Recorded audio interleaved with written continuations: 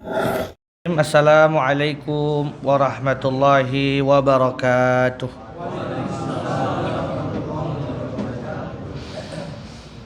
Alhamdulillah. Alhamdulillahi rabbil alamin wa bihi nasta'inu ala umurid dunya waddin. Asyhadu an la ilaha illallah wahdahu la syarikalah wa asyhadu anna Muhammadan abduhu wa rasuluh la nabiyya wa la rasula ba'dah. Allahumma la sahla illa ma ja'altahu sahla wa anta taj'alul hazna idza syi'ta sahla. Allahumma sahhil lana umurana washrah lana sudurana. Allahumma 'allimna bima yanfa'una wanfa'na bima 'allamtana warzuqna ilman nafi'an. Amma ba'd. Bapak-bapak, ibu-ibu, hadirin hadirat jamaah Masjid Al-Fajr.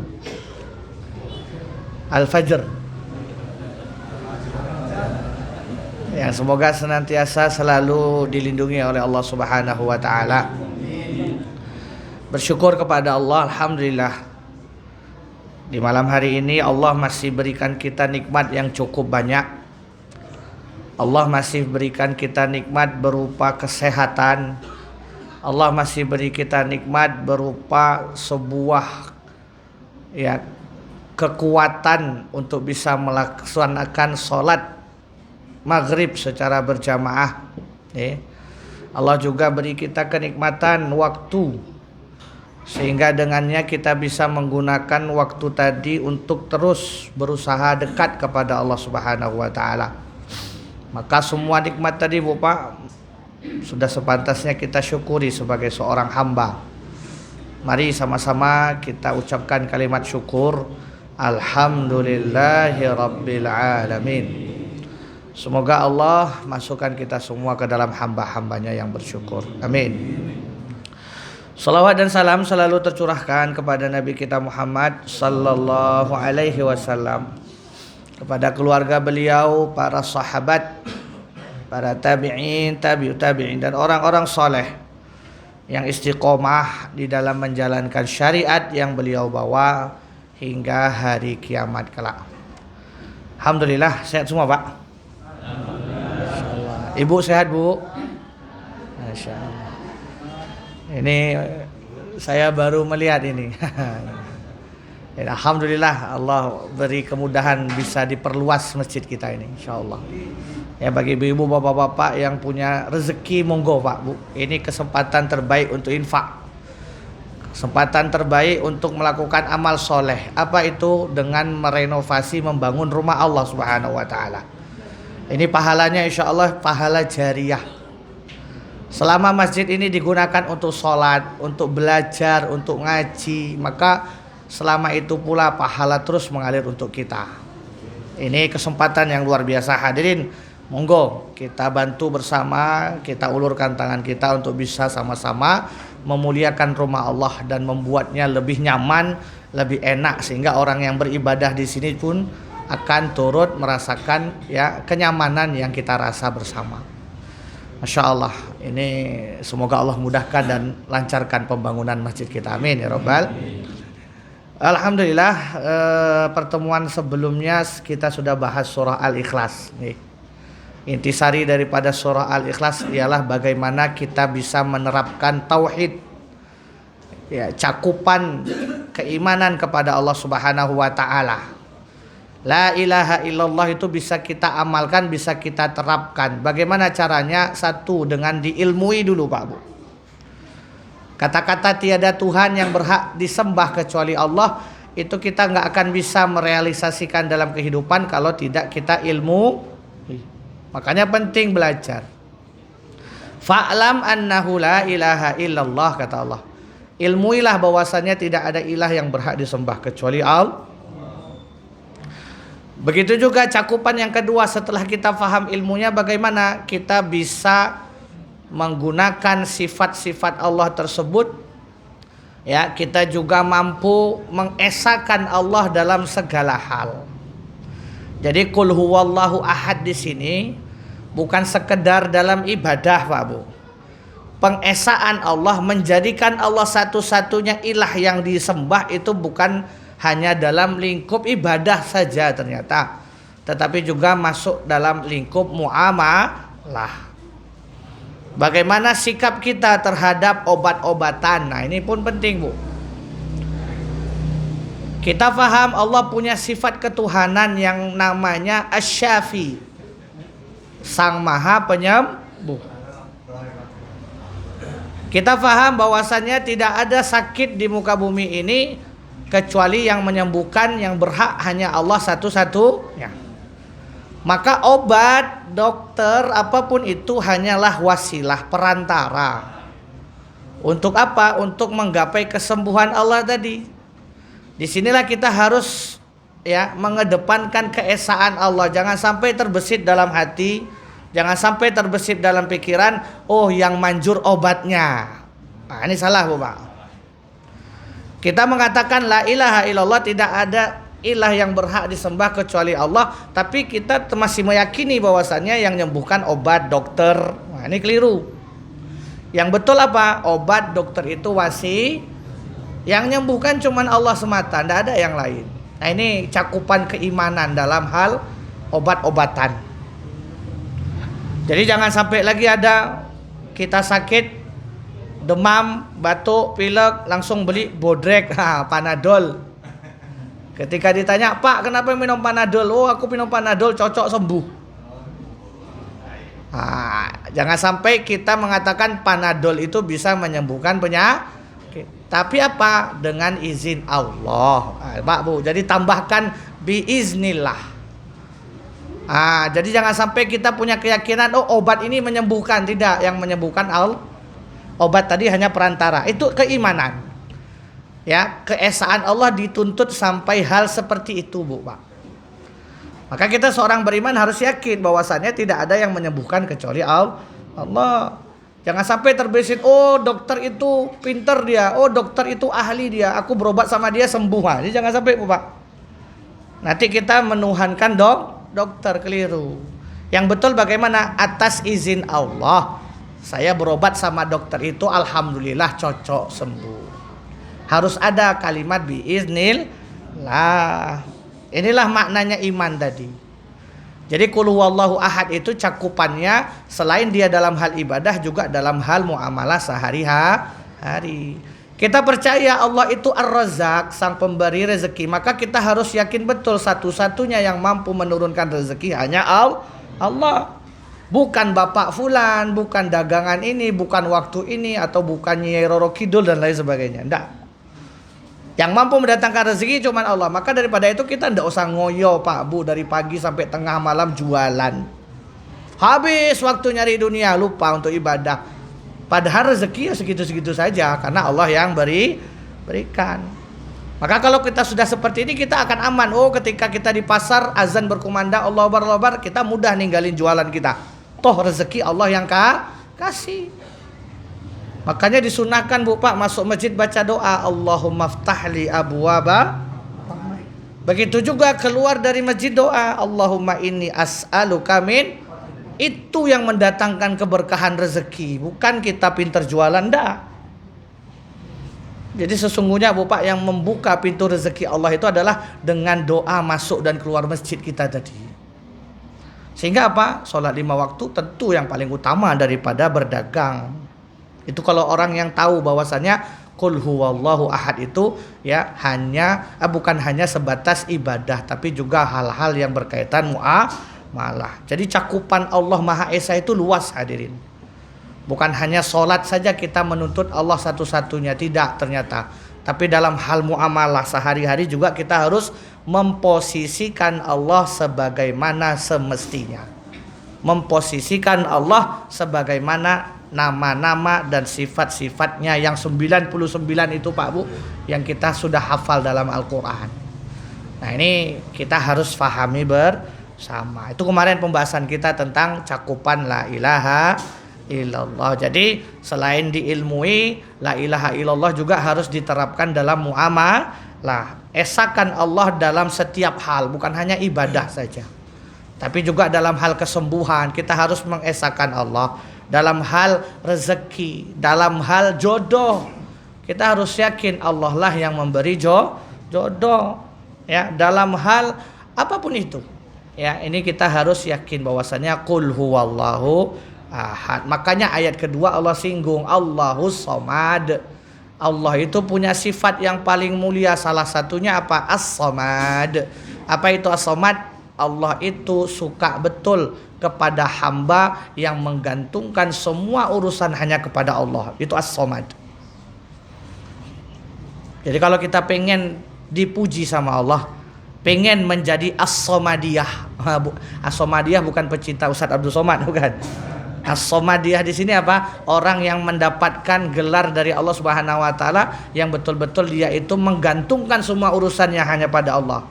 Makanya qul huwallahu ahad tadi Bapak, korelasinya dengan kehidupan sehari-hari sangat dekat.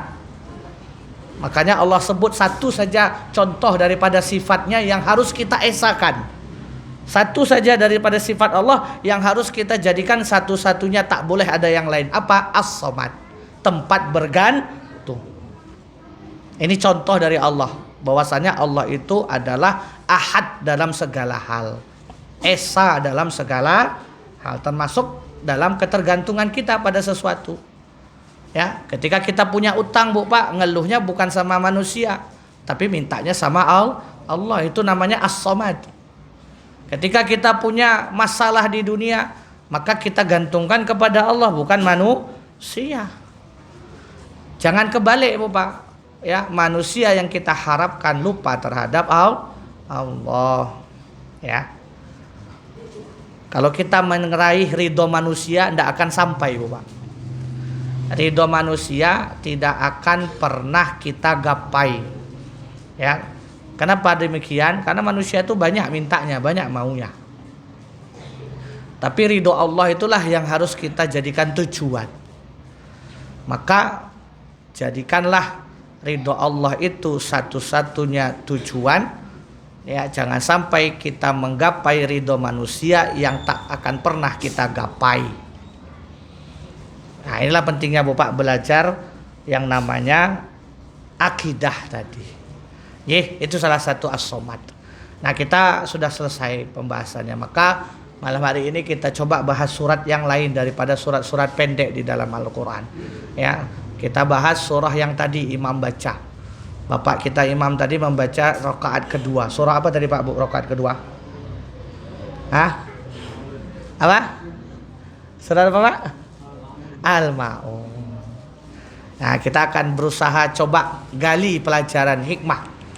Apa saja yang bisa kita tadabburi, baik tadabbur amal maupun tadabbur ilmu daripada surah Al-Ma'un. Monggo seperti biasa saya baca, Bapak-bapak Ibu-ibu melanjutkan. A'udzu billahi minasy syaithanir rajim.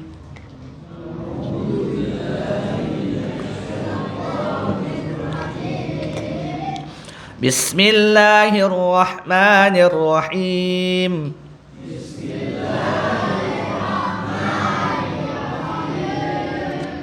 أرأيت الذي يكذب بالدين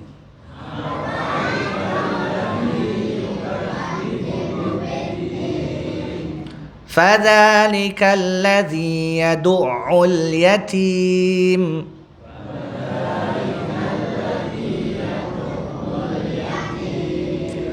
ولا يحض على طعام المسكين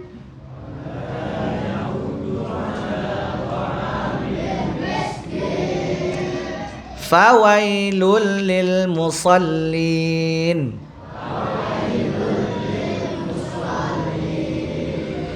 الذين هم عن صلاتهم ساهون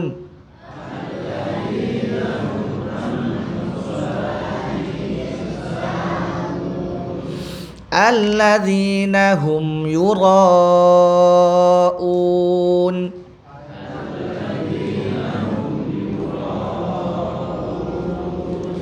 wa yamna'unal ma'un.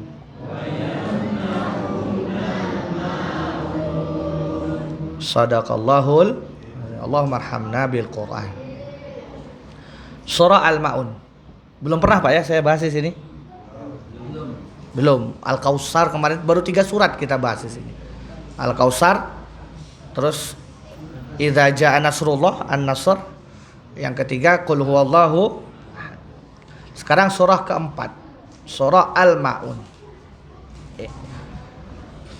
Kita lihat dulu Bu Pak, kenapa Allah turunkan surah Al-Ma'un.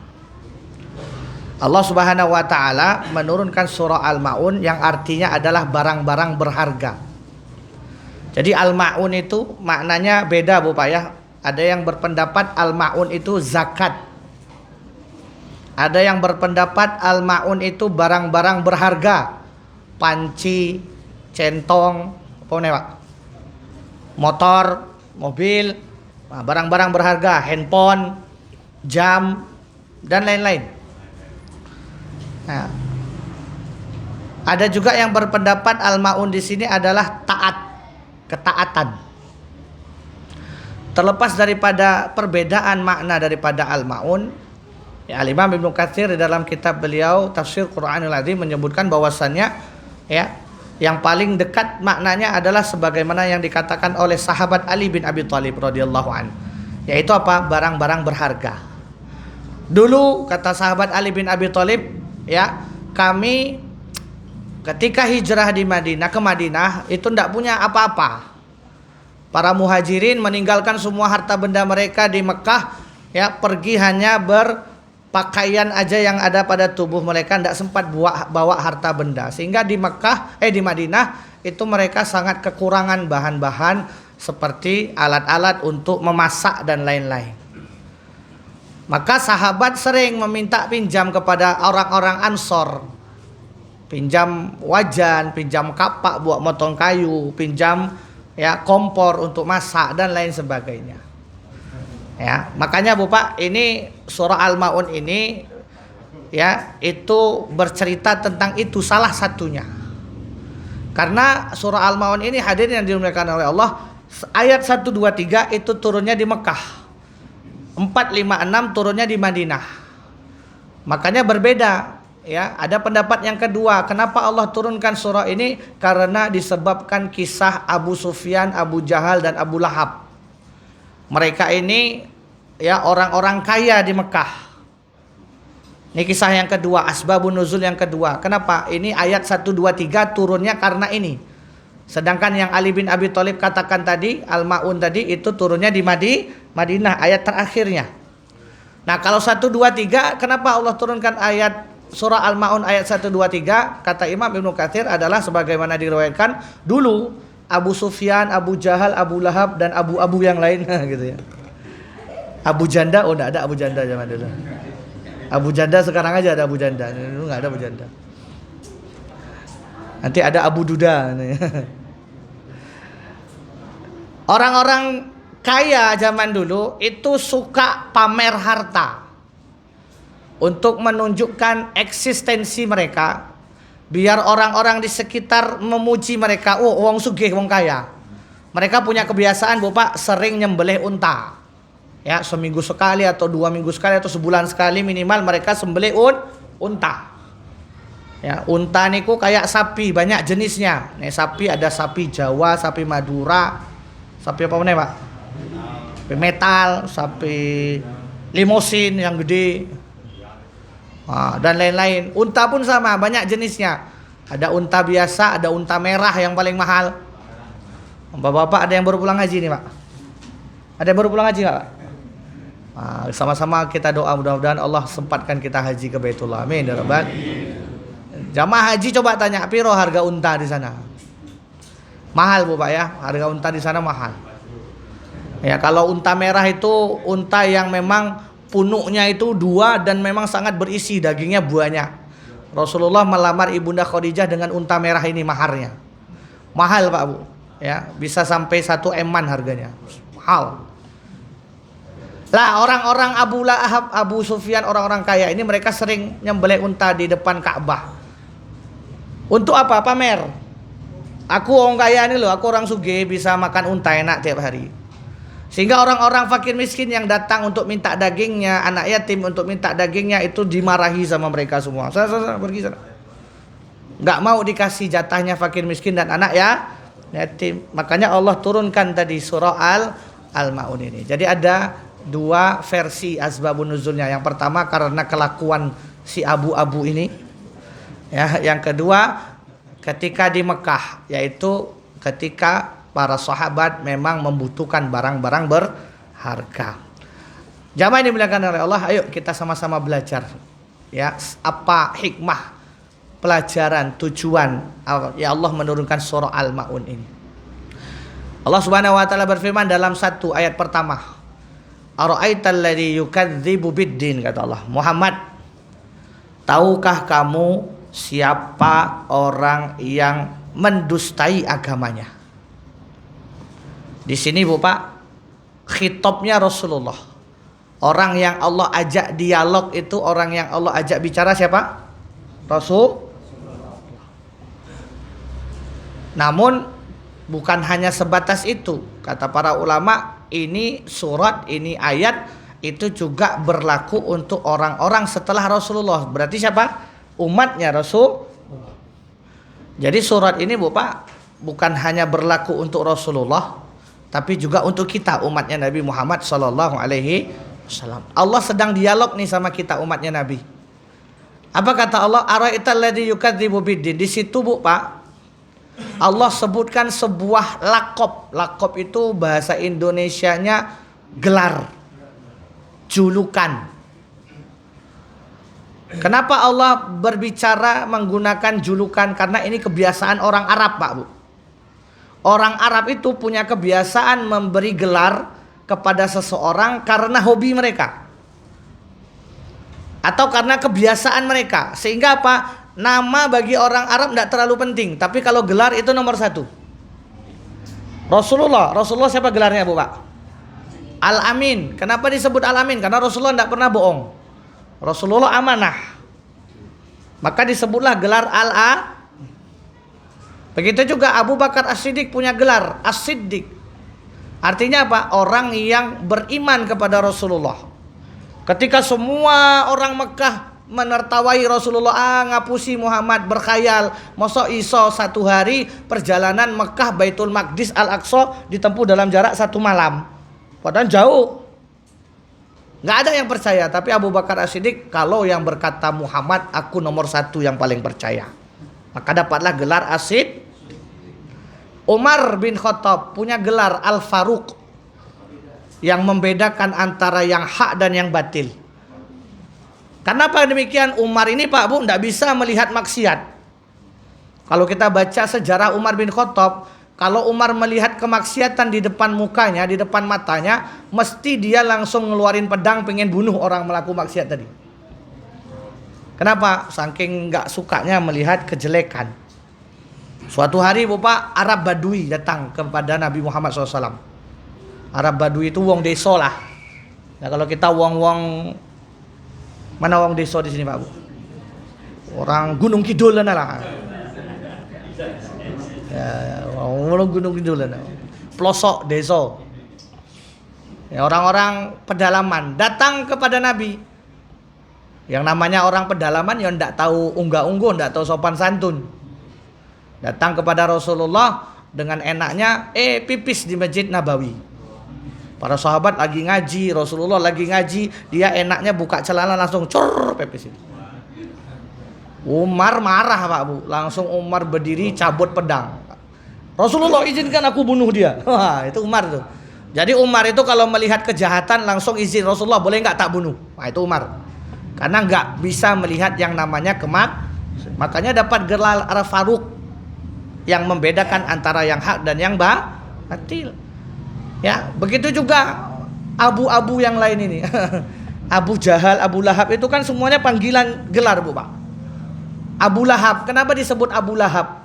Lahab itu artinya merah merona. Abu Lahab ini ganteng Bu Pak.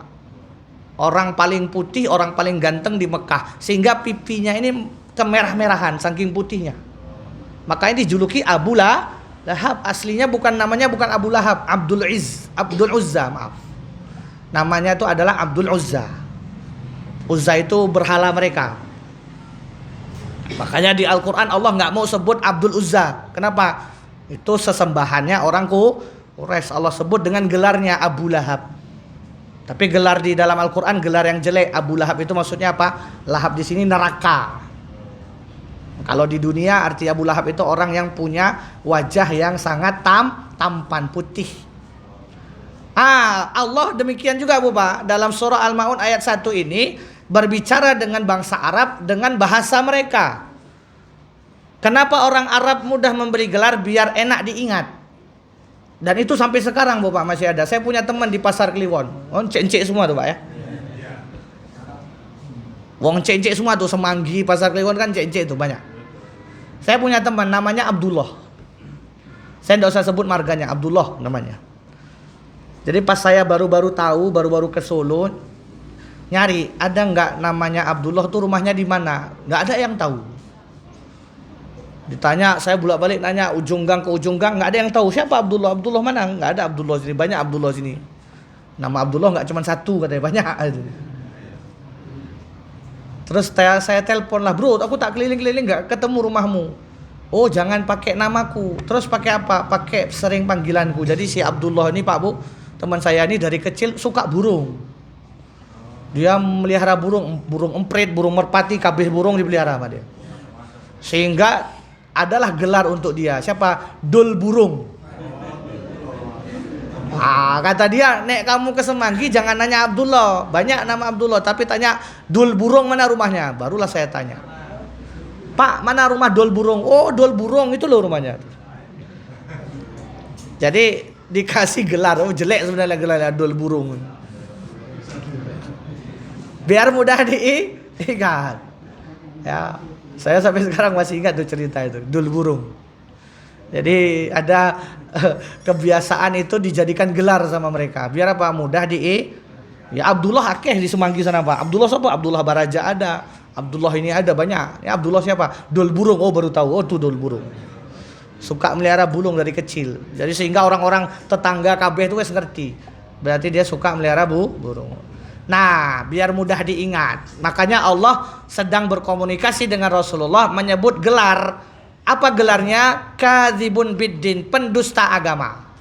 Ini gelar bukan gelar yang baik, Bu Pak, tapi gelar yang buruk. Orang yang suka ngapusi terhadap agama nih. Pendusta agama. Kadzibun apa Bu Pak? Kadzibun. Itu gelar yang Allah beri pada ayat pertama ini. Muhammad, tahu nggak kamu nanti orang-orang yang di akhirat aku kasih gelar kadzibun biddin. Orang yang dusta terhadap agamanya. Mereka mengucapkan la ilaha illallah tapi sama saja tidak berlaku. Mereka melakukan sholat tapi sholatnya enggak berdampak pada diri mereka. Mereka mengerjakan zakat puasa tapi tidak ada apa-apanya. Kenapa? Mereka dusta terhadap apa yang mereka kerjakan selama ini. Makanya Bu Pak, kita kalau tahu ini menjadi perhatian betul bagi kita semua umat Nabi Muhammad. Jangan sampai na'udzubillahi min zalik nanti di akhirat kita kena gelar ini.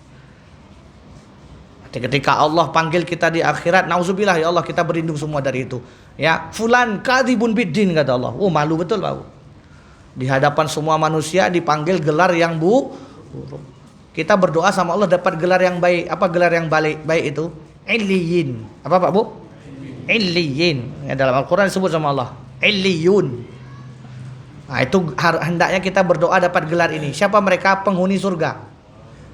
Jadi Allah akan kasih gelar kepada orang-orang yang masuk surga dengan sebutan Illiyin. Nah, gelar orang masuk penghuni surga juga dapat gelar Illiyin. Maka kita berharap pada Allah semoga gelar yang baik ini yang Allah sematkan pada diri kita, bukan gelar yang jelek. Amin ya Rabbal. Nah, inilah dia pelajaran yang pertama. Jadi kita bisa paham Bu Pak. Oh, ternyata Allah sedang mencoba berkomunikasi dengan Rasulullah dan umat-umatnya. Ya, Allah sebutkan gelar pendusta agama agar apa? Mudah diingat. Berarti kalau ada ciri-ciri ini pada diri seseorang, kalau ada ciri-ciri ini pada diri kita Bu Pak, segera bertobat. Kenapa? Nanti dapat gelar kadzibun bid. Siapa saja mereka yang dapat gelar ini? Ini kebiasaan mereka satu, Bu Pak. Allah jelaskan dalam ayat berikutnya. Ya, fadzalikal ladzi yad'ul yatim. Orang yang mendustai agama punya kebiasaan satu. Apa kebiasaannya? Suka menelantarkan anak yatim. Tidak peduli terhadap anak yatim, bodoh amat anak yatim. Ya. Padahal di dalam agama Islam anak yatim ini merupakan orang yang harus kita muliakan. Saya mau nanya, Bu Pak. Pak. Mana bapaknya? Yang tidak ngantuk lah biar fokus. Mas itu. Oh, kelihatan ya. Panjenengan naik pulang kerja, naik pulang segala macam, apa yang pertama kali diingat? Siapa yang pertama kali diingat? Naik dapat duit, dapat harta, yang pertama diingat siapa? Keluarga. Semua kita di sini pasti sepakat. Fitrah. Saya pribadi ini saya belum pulang Pak dari pagi tadi. Nah, ini habis isya ini pulang ke rumah, mesti di jalan nanti ingat istri belum makan apa ini? Kalau nggak bisa kebuka pintu nanti Pak. Tidur di luar saya nanti, nggak bawa apa-apa. Yang namanya manusia kalau dapat nikmat dari Allah, rezeki mesti yang diingat pertama kali siapa? Keluar. Bisa ibu, bisa bapak, bisa istri, bisa anak, bisa suami. Itu fitrah. Jarang betul ada orang ingat selain daripada ini. Ya nggak Pak Bu? Jujur, saya pribadi demikian. Jarang betul kita ingat orang lain. Ya, kita ingatnya mesti sama keluarga sendiri. Padahal ada jatah orang lain pada harta yang kita dapat tadi. Ada jatah orang lain yang bukan keluarga kita yang harus kita keluarkan dari rezeki yang kita dapat. Jatah siapa? Anak yatim ini Pak. Ini yang banyak dilupai sama orang. Termasuk umatnya Nabi Muhammad SAW. Kita banyak lupa terhadap anak yatim. Padahal Masya Allah, kalau kita tiru Rasulullah bagaimana beliau memuliakan anak yatim, Masya Allah. Rasulullah SAW bersabda, Ana wa kafilul yatim kahattaini fil jannah. Aku dan orang-orang yang suka ngopeni anak yatim seperti ini di surga, kata Rasulullah. Ini nandakan apa Pak Bu? Dekat ya? Dekat ini. Selebar apapun kita buka ya tidak bisa, dekat juga. Menandakan apa? Kita yang suka memuliakan anak yatim, memenuhi kebutuhannya, mensupport apa yang dia butuhkan, itu nanti sama Rasulullah di surga tetangga Bu Pak. Mau nggak Pak Bu kita tetangga sama Rasulullah? Mau. Kalau sudah tetangga berarti artinya pasti masuk surga. Nggak mungkin tetangga itu jauhan, nggak mungkin. Kita di neraka, Rasulullah di surga itu nggak tetangga namanya. Yang namanya tetangga mesti berdekatan rumahnya. Antara satu rumah paling jarak 2-3 rumah. Itu namanya tetangga. Tetangga dekat. Makanya Bu Pak, ya, hendaknya kita jangan sampai lupa terhadap anak yatim. Rasulullah SAW Bu Pak suatu hari diriwayatkan oleh Imam Muslim bahwasanya Rasulullah habis pulang sholat Idul Fitri. Selesai khutbah, selesai bersalaman dengan sahabat, Rasulullah pulang ke rumah. Ya, di tengah perjalanan Rasulullah lihat anak-anak kecil sedang main-main. Ya, wajar Pak Bu ya, anak kecil kalau Idul Fitri kan senang, punya baju baru, punya THR, dapat duit gitu ya, salam tempel. Rame anak-anak kecil sedang lari-larian ketawa ke TV, tapi Rasulullah pandangannya tertuju sama satu anak yang sedang duduk nangis. Rasulullah datangi, nak kenapa kamu nangis? Padahal ini hari Idul Fitri, umat Islam bersukaria pada hari ini. Kamu kok nangis? Apa kata anak? Wahai pamanku. Dia nggak tahu itu Rasulullah, karena masih kecil. Paman, bapakku baru meninggal beberapa bulan yang lalu karena ikut perang bersama Rasulullah. Ya. Terus ibuku nikah lagi wahai paman. Sehingga harta-harta warisan ayahku diambil dan dibawa oleh ibuku. Saat ini aku sedang keadaan lapar, belum makan dari semalam. Baju pun aku tidak punya baju baru, ini baju lama robek-robek. Melihat anak-anak yang lain sedang main, aku sedih wahai paman. Makanya aku nangis, kata anak tadi. Apa yang Rasulullah lakukan? Yuk, dibawa sama Rasulullah anak tadi. ke rumahnya. Kaget anak tadi pas berhenti di rumah Rasulullah. Ini rumah Rasulullah. Maka ketika Rasulullah masuk, Assalamualaikum, Waalaikumsalam, dijawab oleh Ibunda Aisyah dan juga ya Fatimah, Ali dan juga cucu Rasulullah Hasan Husain. Maka apa kata Rasulullah? Wahai Aisyah, tolong cepat mandikan anak ini. Dimandikan sama Ibunda Aisyah. Selesai mandi, apa kata Rasulullah? Fatimah, ambil baju Hasan Husain, kasih pakaian. Dipakaikan baju Hasan dan Husain. Kemudian dikasih makan. Sampai kenyang anak tadi. Kemudian apa kata Rasulullah? Yuk sini, duduk semua, keliling kita anak ini. Ini Bapak perhatikan, Rasulullah sangat memuliakan anak yatim tadi. Ya, ketika Rasulullah tahu dia ini anak yatim, Rasulullah langsung muliakan. Apa kata Rasulullah? Aisyah, peluk dia. Dipeluk sama Ibunda Aisyah. Fatimah, peluk dia. Dipeluk sama Ibunda Fatimah. Ali, peluk dia. Hasan Husain, peluk dia. Kemudian Rasulullah terakhir peluk. Apa kata Rasulullah? Nak, mau enggak kamu ya menjadi anak angkat Muhammad Rasulullah SAW? Mau wahai Rasulullah, kata anak tadi. Mau enggak kamu jadi anak angkatnya Aisyah binti Abu Bakar? Mau? Mau enggak jadi anak ponakan angkatnya daripada Fatimah dan Ali? Mau? Mau enggak jadi saudara Hasan Husain? Mau. Akhirnya apa? Anak yang tadi pertama sedih nangis menjadi anak paling bahagia. Ketika keluar dari rumah Rasulullah, anak tadi dengan gembira cerita sama orang-orang, aku anak angkat Rasulullah. Bayangi Bapak. Simple membahagiakan anak yatim itu, tidak usah keluarin duit banyak-banyak. Ya, ajak ke rumah, yuk kasih makan, ya kasih baju, elus-elus kepalanya, sudah selesai, senang dia. Kasih sepatu, ya penuhi kebutuhannya, ya belikan dia baju baru, tas baru. Kalau kita punya rezeki, kalau tidak punya rezeki ya minimal sebulan sekali 50.000 kita kasih uang jajan untuk anak-anak yatim ini. Masya Allah Bapak. Orang yang memuliakan anak yatim insya Allah akan terlepas dari gelar jelek yang Allah burukan, kadhibun bidin. Orang yang gak peduli sama anak yatim itu kena nanti kadhibun bidin ini. Melekat gelar ini pada dirinya.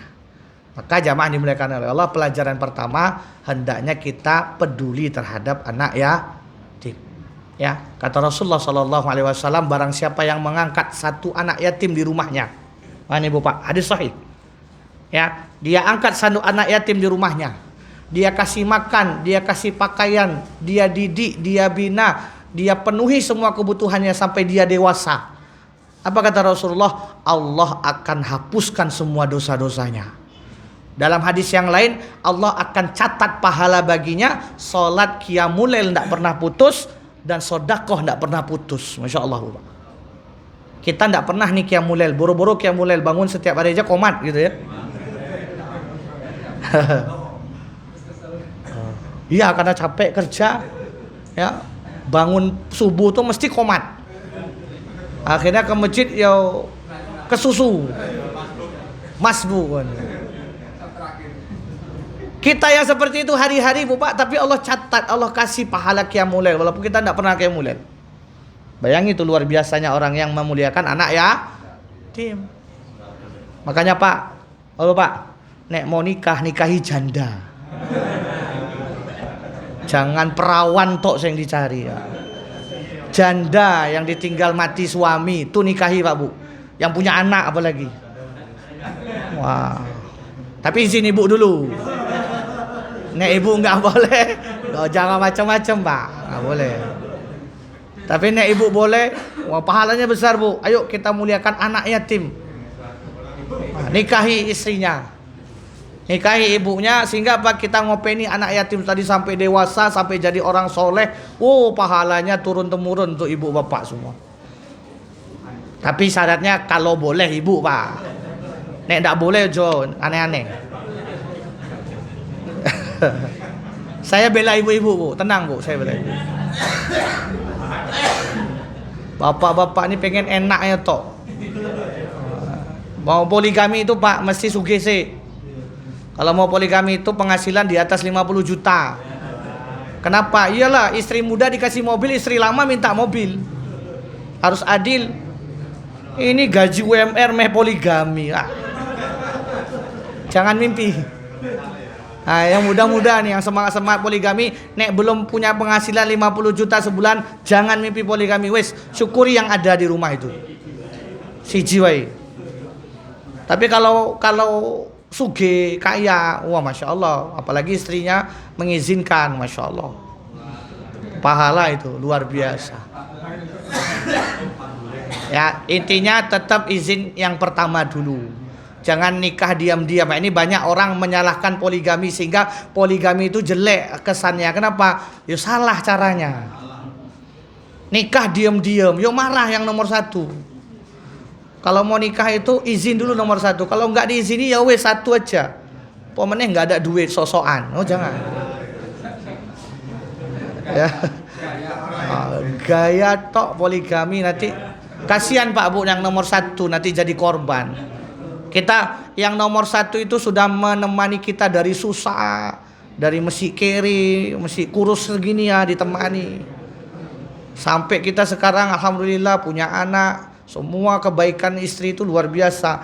Jangan sampai Bu Pak ya nomor satu terkalahkan dengan yang lain. Ya Bu ya, setuju Bu ya?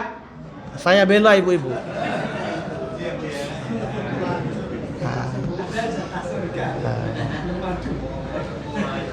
Kembali ke anak yatim kok poligami sih Pak? Anak yatim. Ya, jadi coba Pak Bu perhatikan keliling kita, ada nggak anak yatim nih di masjid? Ini masjid terutama masjid nih. Sering-sering adakan acara untuk anak yatim. Undang anak yatim, kasih makan, kasih amplop. Ya, jamaah juga ikut berpartisipasi Bu Pak. Kenapa demikian? Biar kita terhindar daripada gelar jelek yang Allah berikan tadi. Siapa? Kadibun. Hendaknya kita muliakan anak yatim. Ya. Jangan sampai lupa. Nggak usah banyak-banyak, sedikit saja tapi rutin setiap bulan 10.000, 20.000 nggak masalah. Kasih, ya. Itulah yang menjadi bekal nanti Bu Pak. Dosa-dosa kita Allah ampuni dan Allah akan mudahkan kita semua masuk surga. Amin ya Rabbal. Anak yatim jangan sampai luput. Ya, ini merupakan tanggung jawab bersama. Imam Ahmad bin Hambal Bu Pak. Imam Ahmad bin Hambal seorang ulama hadis, pakar fikih. Ya, itu beliau kalau ada masalah mesti datangi anak yatim. Kalau beliau menemukan masalah Bu Pak dalam hidupnya, dia datangi anak yatim, dielus-elusnya kepala anak yatim. Kemudian muridnya bertanya, "Wahai Syekh, wahai guru, kamu kenapa suka sekali datangi anak yatim, elus-elus kepalanya?" Apa jawaban Imam Ahmad? Kata beliau, "Wahai murid-muridku, sungguh ya, urusan ataupun beban yang aku rasakan, masalah yang aku dapati saat ini itu tidak ada apa-apanya dengan masalah yang anak ini hadapi." Bayangin kecil sudah tidak punya anak, nggak punya anak, nggak punya ayah. Salah ngomong. Masih kecil tidak punya ayah Bu Pak. Harusnya ayah ini merupakan menjadi sosok yang membina dia, mendidik dia. Ini dari kecil sudah Allah ambil ayahnya. Bayangi betapa luar biasa cobaan dan juga beban si anak yatim ini. Siapa lagi yang bisa membuat dia senang kecuali kita-kita yang paham agama ini. Makanya hadirin yang dimuliakan oleh Allah, jangan pernah lupa terhadap anak yatim. Nah, pulang dari sini coba rembuk sama ibu sama bapak. Yuk kita kasih makan anak yatim sebulan sekali. Ayo, nggak usah mewah-mewah, makan biasa saja, salami, dah. Ya, kalau kita punya rezeki ajak ke mall belanja, yuk nak. Ya, ajak sama anak-anak kita. Jangan anak kita saja yang kita berikan. Coba bagi sekali lagi kepada anak yatim. Ya, ini yang pertama. Yang kedua, fadzalikal ladzi yad'ul yatim wa la yahuddu ala ta'amil miskin. Orang yang dapat gelar jelek dari Allah berikutnya orang yang tidak mau kasih makan fakir karena di dalam harta kita ada hak dua orang ini tadi Bu Pak. Allah kasih kita rezeki, Allah kasih kita uang, Allah kasih kita penghasilan, ya ada dua hak ini di dalamnya. Ada hak dua orang ini.